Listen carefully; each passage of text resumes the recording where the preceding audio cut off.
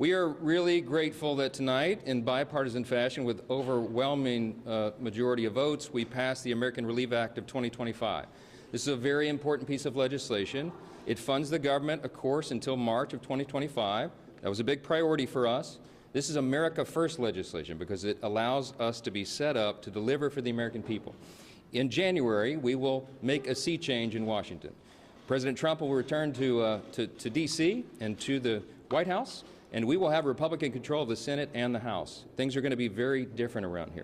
This was a necessary step to bridge the gap, to put us into that moment where we can put our fingerprints on the final decisions on spending for 2025. We also, in this bill, as you know, took care of Americans who desperately needed and deserved the assistance. We had a record hurricane season.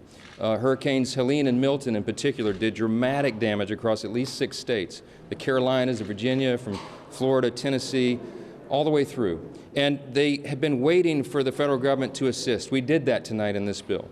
We also took care of our farmers, many of whom were on the brink of collapse because of Bidenomics, frankly, because the inflationary cost of their inputs and the inability they have right now to get loans from the banks and the lenders to put their crops in the ground, to put the seeds in the ground in the spring. So we had to take care of that, and we did.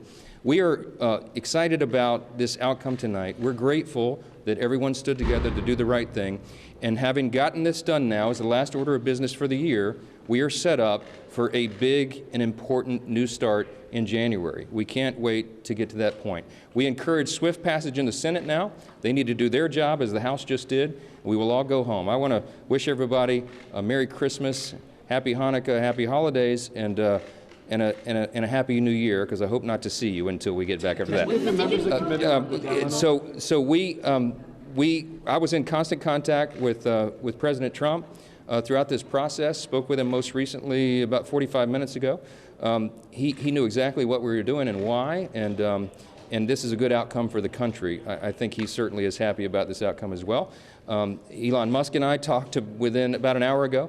And we talked about the extraordinary challenges of this job. And I said, hey, you want to be Speaker of the House? I don't know.